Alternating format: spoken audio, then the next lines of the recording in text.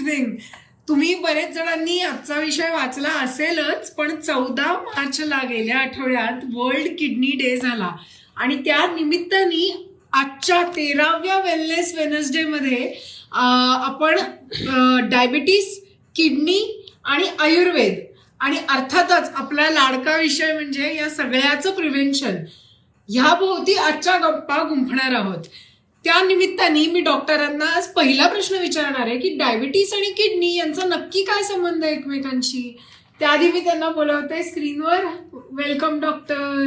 Hello, नमस्कार सगळ्यांना.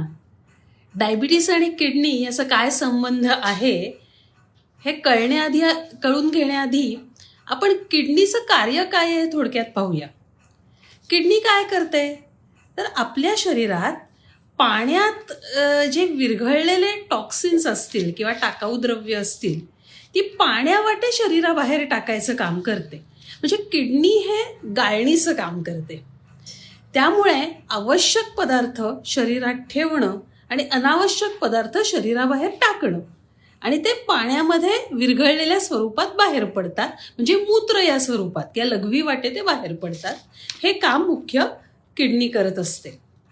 हे करताना तुमच्या शरीराचं जे ब्लड प्रेशर आहे ते व्यवस्थित मेंटेन करण्याचं पण काम किडनीद्वारे होतं. आता डायबिटीसमध्ये होतं काय की रक्तामध्ये साखर वाढलेली असते. ती अतिरिक्त साखर शरीराबाहेर टाकायला हवी, ती लघवी वाटे बाहेर टाकली जाते. त्यामुळे तिथेही किडनीला काम जास्त करायला लागतं, कारण सारखी लघवीला होते, खूप जास्त प्रमाणात होते आणि त्या लघवीतनं साखर बाहेर पडते.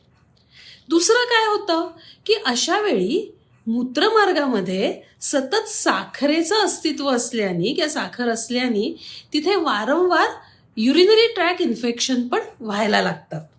त्यामुळे सुद्धा डायबिटीसमध्ये वारंवार आपल्याला किडनीवर ताण पडलेला दिसतो. तिसरं म्हणजे डायबिटीस जो येतो तो स्वतःबरोबर ब्लड प्रेशर किंवा हाय कोलेस्ट्रॉल घेऊन येतो आणि ह्या सगळ्याचा परिणाम म्हणून ही जी किडनी, ही जी गाळणी आहे ना, त्याच्या रचनेमध्ये हळूहळू बिघाड व्हायला लागतो. जसजसा डायबिटीस जुना होत जातो तसतसा किडनीवर परिणाम होतो असं आधुनिक शास्त्रांनी सिद्ध केलेलं आहे. आणि त्यामुळे किडनी ही हळूहळू कायमस्वरूपी बिघडण्याची पण शक्यता नाकारता येत नाही, ज्याला आपण डायबिटिक नेफ्रोपॅथी म्हणतो. अशा प्रकारे डायबिटीस आणि किडनी याचा खूप जवळचा संबंध आहे. आणि अजून एक, ज्या व्यक्ती स्थूल आहेत त्यांना डायबिटीस होण्याची शक्यता पण अधिक असते. त्याप्रमाणेच स्थूल व्यक्तींमध्ये सुद्धा किडनी प्रॉब्लेम्स होण्याची शक्यता खूप जास्त असते. Okay, thank you doctor. पुढचा प्रश्न विचारते आता याच संदर्भातला. तुम्ही किडनी बिघडत चालली आहे किंवा किडनीचं कार्य बिघडत चाललं आहे, हे कसं ओळखायचं?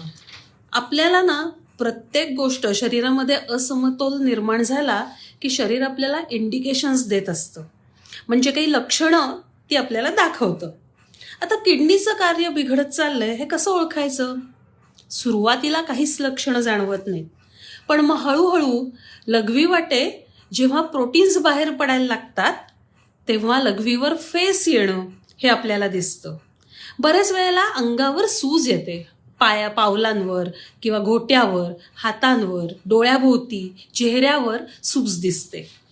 त्यानंतर थकवा जाणवायला लागतो किंवा मळमळ, भूक कमी होणं यासारखी लक्षणं दिसतात. रक्तातल्या हिमोग्लोबिनचं प्रमाण पण कमी होतं. आणि अशी एकंदर सगळी मालिका सुरू झाली की ओळखावं किडनीचं कार्य बिघडलेलं आहे. पण सगळ्यात महत्त्वाचं, ही लक्षणं निर्माण होण्याआधीच जर तुम्ही काही टेस्ट केल्या ब्लडच्या आणि युरिनच्या, तर किडनीचं कार्य बिघडलंय किंवा बिघडायला सुरुवात झाली आहे हे आपल्याला त्या टेस्टमधनं कळतं. ओके, आणि आयुर्वेद किडनीविषयी काय सांगतो? खूप छान प्रश्न आहे शाल्मली हा. आयुर्वेद आणि किडनी, मुळात किडनी याला आयुर्वेदामध्ये वृक्क असं म्हटलेलं आहे आणि वृक्क हे मेदोवह स्रोतसाचं मूलस्थान असं म्हटलंय.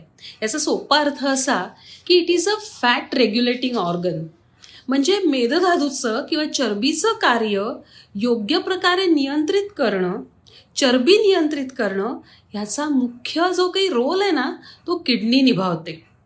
आणि ह्यामुळेच किडनीचं आणि डायबिटीसचं, किडनीचं आणि चरबीचं हा खूप जवळचा नातं आहे. जसं आपण पाहिलं की डायबिटीस हा आयुर्वेदानुसार म्हणजे प्रमेह हा मेदधातूच्या बिघाडामुळे, चरबीमधल्या बिघाडामुळे होतो, त्याप्रमाणेच आयुर्वेदानुसार वृक्क किंवा किडनी ही सुद्धा सुरुवातीपासूनच कुठेतरी तिच्या कार्यामध्ये असंतुलन निर्माण झालेलं असतं. आधुनिक शास्त्राप्रमाणे डायबेटिक नेफ्रोपॅथी म्हणतात, म्हणजे किडनी बिघडणं हे डायबिटीसचं कॉम्प्लिकेशन मानलं जातं. पण आयुर्वेद प्रमेहाच्या सुरुवातीलाच किडनीज या इन्व्हॉल्ड असतात त्या पॅथोफिजिओलॉजीमध्ये, म्हणजे संप्राप्तीमध्ये आणि व्याधी निर्मितीमध्ये, हे आयुर्वेद आपल्याला सूचित करतं. ओके. आता हा थोडा जरा इलॅबोरेट प्रश्न आहे हा, पण त्याच्या आधी एक सोपा प्रश्न, किडनी बिघडू नये यासाठी काय करावं? त्यासाठी ना एक सिंपल आहे. आधी मुळात किडनी का बिघडते याविषयी आयुर्वेद काय सांगतो ते बघूया. जर तुम्हाला लघवीला लागली, म्हणजे युरिन पास करायची आणि तो वेग तुम्ही अडवून धरलात, म्हणजे त्याला मूत्रवेग विधारण म्हणतो, तर किडनी हे जर सतत होत असेल, अनेक दिवस होत असेल, तर किडनीचं कार्य बिघडण्याची शक्यता असते. दुसरं असं आहे की तुम्हाला युरिन पास करायची, मूत्रवेग आलाय, पण तुम्ही ती पास न करता मध्येच तुम्ही पाणी प्यायलं किंवा खाल्लं, ती अडवून धरलीत, तर अशा वेळी सुद्धा किडनी बिघडण्याची शक्यता खूप जास्त असते. त्याबरोबर चरबी वाढणारे पदार्थ अति प्रमाणात खायचे किंवा अतिशय स्निग्ध थंड असे, म्हणजे लस्सी आहे, मिल्कशेक्स आहे, कॅडबी आहे, मस्तानी आहे, की ज्याच्यामध्ये फॅट्स पण असतात, ज्याच्यामध्ये कफ वाढवणारा पण गुण असतो, ते पचायलाही जड असतात आणि प्लस ते स्निग्ध असतात, गोड असतात. हे सगळे पदार्थ जे फॅट्स वाढवतात ते किडनीच्या कार्यावर पण परिणाम करतात. त्याप्रमाणेच जेवल्या दिवसा झोपणं, अतिथंड पदार्थांचं सेवन करणं, व्यायाम न करणं आणि वर्षानुवर्ष असलेलं अजीर्ण हे किडनी बिघडवायला कारणीभूत ठरतं. म्हणजे होतं काय, ही जी किडनी, ही जी गाळणी आहे, त्याच्यातली भोकच जर बंद पडली तर काय होईल? सगळ्यात महत्त्वाचं म्हणजे शाल्मली, आपण पुन्हा पुन्हा त्याच मुद्द्यावर येतोय, ते म्हणजे हेल्दी डाएट, हेल्दी लाईफस्टाईल. म्हणजे जसं आहे की समजा तुम्हाला फॅटी फूड थांबवा का, त्याच्यामुळे वेट, शुगर आणि डायबिटीस कंट्रोल करा, त्याच्यामुळे सुद्धा, आणि त्यासाठी गोड मैद्याचे पदार्थ किंवा हाय कार्बोहायड्रेट डाएट हे कमी करा, कंट्रोल करा. बीपी कंट्रोल करायचं असेल तर लोणची, पापड, चटण्या, मिठाचे खारवलेले पदार्थ अतिप्रमाणात खाणं हे बंद करा. म्हणजे थोडक्यात वजन कमी करा, डाएट कंट्रोल करा, आणि सगळ्यात महत्वाचं म्हणजे क्रोध, म्हणजे राग अनावर होणं, काहींचं असं असतं, किंवा अतिशय चिंता करणं, हे पण घटक आपण जास्तीत जास्त कमी करण्याचा प्रयत्न करूया. कारण त्यामुळे सुद्धा आपल्या शरीरामध्ये अनेक बिघाड होत असतात. आज मी सगळ्यात एका महत्वाच्या मुद्द्याकडे तुमचं लक्ष वेधून घेणार आहे की किडनी बिघडण्याचं सगळ्यात महत्वाचं कारण आहे ते म्हणजे काही औषधं, पेनकिलर्स. काय होतं, आपल्यातली सहनशक्तीच संपलीये, मग थोडंसं कुठेतरी काहीतरी दुखतंय, डोकंच दुखतंय, पायच दुखतंय, घ्या पेनकिलर्स, अशी एक सवय अनेक लोकांना असते. पण पेनकिलर्स सगळी सेफ नसतात. पेनकिलर्समुळे, स्पेशली NSAID या विशिष्ट गटातल्या पेनकिलर्समुळे किडनीवर खूप वाईट परिणाम होतात आणि त्यामुळे किडनी बिघडल्याची कित्येक उदाहरणं आपल्या आजूबाजूला दिसतात. मुळात औषधं जी आहेत किंवा जी काही स्ट्रॉंग औषधं असतील, ही संकटकाळी बाहेर जाण्याचा मार्ग आहे. छोट्या छोट्या गोष्टीसाठी, छोट्या छोट्या तक्रारीसाठी आपल्या दैनंदिन जीवनात सतत औषधं घेत राहणं ही अत्यंत चुकीची गोष्ट आहे की ज्याच्यामुळे तुमची किडनीज, तुमचे लिव्हर याच्यावर परिणाम होतो. दुखणं सहन करणं, थोडीशी विश्रांती घेणं, ज्या कारणामुळे आपल्याला दुखणं सुरू झालंय त्या कारणावर उपाययोजना करणं ही खरी व्याधीची चिकित्सा असते. आणि पेन किलर्स ही म्हणजे तात्पुरती पेन किलर्स ही तात्पुरती सिम्पटमॅटिक रिलीफ देण्यासाठी असतात. त्याचा किती उपयोग करायचा हे ज्याने त्यांनी आपले आपले सत्सद विवेक बुद्धीवर ठरवायला लागतं. Okay, thank you. हा टेक बरेच जणांना नवीन असेल. आज नवीन इन्साईट बरेच जणांना नक्कीच मिळाली असेल. आपण आतापर्यंत बघत होतो किडनी बिघडू नये ह्यासाठी काय करावं वगैरे. आपण आता हे सगळं पुन्हा डायबिटीसशी कसं संबंधित आहे हे बघूयात. किडनी बिघडू नये म्हणून डायबिटीसमुळे किडनी बिघडू नये असं वाटत असेल तर डायबिटीस कंट्रोल करा असं सांगितलं जातं. पण अनेक वेळा औषधं इन्शुलिन घेऊन सुद्धा अनेकांची शुगर 250-300च्या घरात असते. फक्त आयुर्वेदिक औषधं घेऊन सुद्धा साखर कंट्रोल होईलच असं नाही. तुम्ही पूर्वी म्हणाला होतात की गोळ्या इंजेक्शन घेत असाल तर आयुर्वेदाकडे या,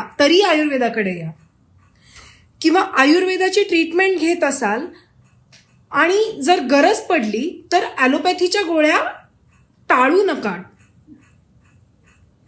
हे सर्व कन्फ्युजिंग नाहीये का खूप? दोन्ही पॅथीज एका वेळेला फॉलो करणं कितपत योग्य आहे? हा खूप महत्वाचा प्रश्न आहे आणि खरंच अनेकांच्या मनात कन्फ्युजन होऊ शकतं आणि म्हणून मी या विषयावर बोलणार आहे.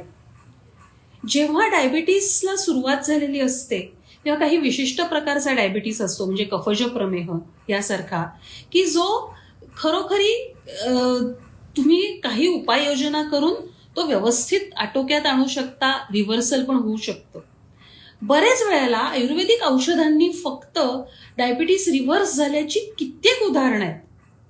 पण कधी कधी काही केसेस अशाही असतात की आयुर्वेदिक औषधं घेऊन सुद्धा बाकी सगळं छान आहे, क्वालिटी ऑफ हेल्थ छान आहे, पण शुगर तेवढी कंट्रोल होत नाहीये. अशा वेळी काही लोकांमध्ये ॲलोपॅथीच्या औषधांचा टेकू द्यायला लागतो. उलटही उदाहरण आहे, काहींची ॲलोपॅथिक ट्रीटमेंट सुरू असते, इंजेक्शन सुरू असतात, गोळ्या सुरू असतात, सगळं करून सुद्धा शुगर कंट्रोलमध्ये येत नाही, बरीच वाढलेली असते. नुसता इन्शुलिनचा डोस डॉक्टर्स वाढवतात पण तरीही शुगर पुन्हा पुन्हा वाढते, या गोळ्यांमध्ये पुन्हा पुन्हा वाढ होते.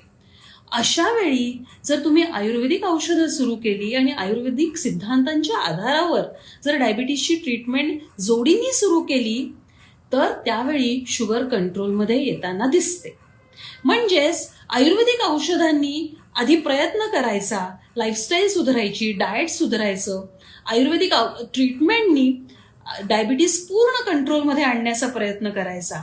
बरेच वेळेला तो होतो आणि जर गरज वाटली तर ॲलोपॅथिक औषधांचा टेकू द्यायचा. पण अशा वेळी जर ॲलोपॅथिक औषधं सुरू केली तर त्याचा अत्यंत कमी डोस पुरतो आणि आपल्याला चांगले रिझल्ट्स मिळतात. उलटा विचार करू, जेव्हा ॲलोपॅथिक औषधं पूर्णपणे सुरू असतात पण पेशंटची क्वालिटी ऑफ हेल्थ एफेक्ट झालेली असते, शुगर पण कंट्रोल नसते, अशा वेळी आयुर्वेदिक औषधांची जोड दिली तर पेशंटची तब्येत सुधारायला लागते आणि साखरही सुधारायला लागते. औषधांचे इंजेक्शनचे डोसेस कमी होताना दिसतात. त्यामुळे आपण म्हणू की हे कोलॅबोरेटिव्ह एफर्ट्स आहेत आणि त्याचा फायदा शेवटी पेशंटना होतो. आणि म्हणून फक्त एकच आहे की त्या त्या क्षेत्रात काम केलेल्या तज्ज्ञांनी याच्यावर जरूर एकत्र येऊन संशोधन करावं. ओके, आपल्याला काही प्रेक्षकांमधनं मागच्या वेळेला जे प्रश्न आले होते त्याची आपण उत्तरं देऊयात. पाणी जास्त प्यायल्याने किडनीवर ताण येणार नाही का? हे किडनी बिघडण्याचे कारण असू शकतं का? आता पाणी जास्त म्हणजे किती हा पहिला प्रश्न. मुळात पाणी किती प्यावं? तहान लागली की पाणी प्यावं, जेवढं पाणी पिऊन तहान भागेल तेवढं पाणी प्यावं. एखाद्याला मूतखड्याचा त्रास असेल, लघवीला जळजळ होत असेल तर त्यांनी पाणी जरा जास्त प्यावं. पण काही महाभाग असे असतात, अक्षरशः मी पाहिलेले आहेत, दिवसाला 5, 7, 8, 10 लिटर पाणी पिणारे आहेत. आता हा जो अतिरिक्त पाण्याचा जो काही वापर आहे, अतिरिक्त पाण्याचं सेवन आहे, त्यामुळे शेवटी किडनीलाच जास्त काम करायला लागणार आहे. कारण एवढं सगळं पाणी फिल्टर करून शेवटी त्याला शरीराबाहेर टाकायला लागणार आहे आणि त्यामुळे किडनीवर ताण पडू शकतो आणि अनेक प्रॉब्लेम्स येऊ शकतात. ओके, धनश्री मॅडम आहेत आपल्या बरोबर. तुम्हाला तुमच्या प्रश्नाचं उत्तर मिळालं असेल तर मला नक्की कळवा की तुम्हाला सॅटिस्फॅक्टरी उत्तर तुमच्या प्रश्नाचं मिळालंय.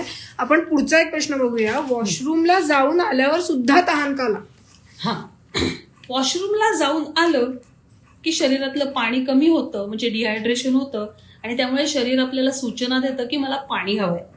पण हे काही नॉर्मल नाही. म्हणजे वॉशरूमला गेलं आणि आल्या आल्या तहान लागली याचा अर्थ तुमच्या शरीरातला वॉटर बॅलन्स बिघडलेला आहे असं नक्की समजून चाला आणि यामागची कारणं शोधायला हवी. जरूर पडली तर तुमच्या डॉक्टरांचा सल्ला घ्या. ओके. आणि आत्ता जे आजच्या मगाशच्या व्हिडिओवर जे प्रश्न आलेत आपण त्याच्याकडे आता वळूयात. एकच मिनिट. मी ते प्रश्न काढते. मागच्या व्हिडिओच्या कमेंट्स मध्ये अनेकांनी विचारलेले ते प्रश्न. आपण प्रश्न तर घेऊच यात, पण मला असं वाटतंय की तुम्हाला आजचा भाग कसा वाटला, उपयोगी वाटला का, हे पण तुम्ही जर कमेंट बॉक्समध्ये लिहिलं तर आम्हाला आवडेल. आणि दुसरं, तुम्हाला अजून कोणकोणत्या विषयावर जाणून घ्यायला आवडेल हे पण तुम्ही आमच्या कॉमेंट बॉक्समध्ये लिहा. Yes, definitely. आणि आत्ता म्हणजे लाईव्ह व्हिडिओ कट होऊन सुद्धा ती सगळी मंडळी आपल्याला परत इथे जॉईन झाली आहेत. त्यामुळे थँक्यू सो मच जे लोक परत जॉईन झालेत त्या सगळ्यांना. एक प्रश्न आला होता मगाशच्या व्हिडिओमध्ये, तो विचारते, युरिन इन्फेक्शनमुळे किडनीवर प्रेशर येतं का? हो, नक्कीच येतं. जर वारंवार युरिन इन्फेक्शन होत असेल तर किडनीवर परिणाम होतो आणि घातक परिणाम होऊ शकतात. आणि त्यामुळे युरिन इन्फेक्शन होत असेल तर त्याची प्रॉपर ट्रीटमेंट घेणं हे महत्वाचं आहे. आयुर्वेदात सुद्धा युरिन इन्फेक्शनसाठी अतिशय चांगले उपचार आहेत.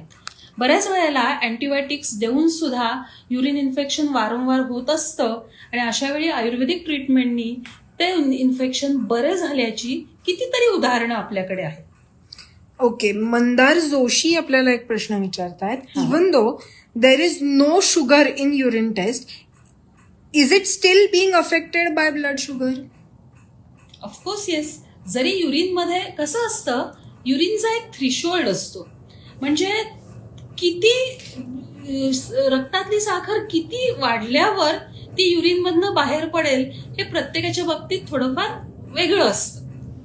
बरेच वेळेला रक्तातली साखर 180च्या पुढे गेली की युरिनमध्ये शुगर दिसायला लागते. अर्थात हा थ्रेशोल्ड थोडाफार पुढे मागे होत असतो. ओके.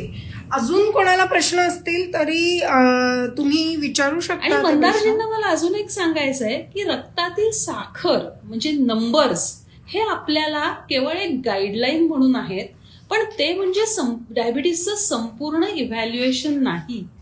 त्यामुळे इथे तुमच्या बाकीच्या सिस्टीम्स पण कशा काम करतायत, बाकी काही लक्षणं आहेत का, तेही तेवढंच महत्वाचं ठरतं. ओके. मंदार सर, तुम्ही आहात, आय थिंक तुम्ही बघताय हा व्हिडिओ. तुम्हाला तुमच्या प्रश्नाचं उत्तर मिळालं असेल तर आम्हाला एक थम्सअप देऊन नक्की कळवा, म्हणजे आम्हाला कळेल की तुम्हाला तुमच्या प्रश्नाचं व्यवस्थित उत्तर मिळालेलं आहे. आणि अनघा दिवेकर मॅडम म्हणतात, खूपच छान माहिती देत आहात, धन्यवाद. थँक्यू सो मच प्रतिक्रियेसाठी. येस, मंदार सरांनी पण आपल्याला दिलेला आहे थम्सअप. अजून या आणि मागच्या व्हिडिओवर प्रश्न नाही आहेत, तर जर कोणाला प्रश्न असतील तर आपण 1 मिनिट थांबूयात. येस. आणि अशाच छान छान इंटरेस्टिंग विषयांवर आपण प्रत्येक वेबिनारमध्ये बोलणार आहोत. मला असं वाटतं की सगळ्यांना हा वेबिनार आवडतोय आणि त्यामुळे हा जेवढा शक्य आहे तेवढा आपण दर बुधवारी चालूच ठेवणार आहोत. त्यामुळे तुम्हाला जर आधीचे एपिसोड्स पाहायचे असतील तर अवश्य पहा. त्याच्यावरही काही प्रश्न असतील तर आम्हाला जरूर टाका. आणि आपले हे सगळे एपिसोड शाल्मली मला वाटतं आपण युट्यूबवर पण टाकतोय. युट्यूबवर येस, आपण चॅनल सुरू केला आहे. आपण सगळ्यांना अपील पण केलं होतं मागच्याही व्हिडिओमध्ये आणि आत्ताही की ते चॅनल फॉलो करा, सबस्क्राईब करा त्या चॅनलला. आणि ज्यांना त्याची मदत होईल असं वाटतंय त्यांनाही कळवा. मगाशच्या व्हिडिओमध्ये मी ती लिंक दिलेली होती, याही व्हिडिओमध्ये ती लिंक मी टॅग करते, म्हणजे लोकांना डायरेक्टली इकडनंच फॉलो करता येईल. अजून मला नाही वाटत कोणाचे प्रश्न आहेत, सो आत्ता आपण थांबूयात. तुम्ही सगळे whoever is sticking with us, thank you so much. Your support means a lot to us. आणि YouTube विषयीचा मेसेज आपण जास्तीत जास्त लोकांपर्यंत नक्की पसरवूयात. आरोग्य तरंग ही चळवळ आहे. जितकी जास्त त्याचे तरंग दूरवर पसरतील तितका त्याचा फायदा होईल. एक मंदार सरच प्रश्न विचारतात, लिव्हर आणि डायबिटीस रिलेटेड काही सेशन असणार आहे का? नक्कीच घेणार आहोत. तर आपण हे सेशन डेफिनेटली घेऊच या. थँक्यू सो मच तुमच्या सजेशनसाठी. अजूनही कोणाला कुठल्या विषयावर जर पर्टिक्युलरली वेबिनार ऐकायचा असेल तर आम्हाला नक्की कळवा. आज आपण इथे थांबूयात. Good night. पुढच्या बुधवारी 14व्या वेलनेस वेनसडे मध्ये नक्की भेटूयात. शुभरात्री.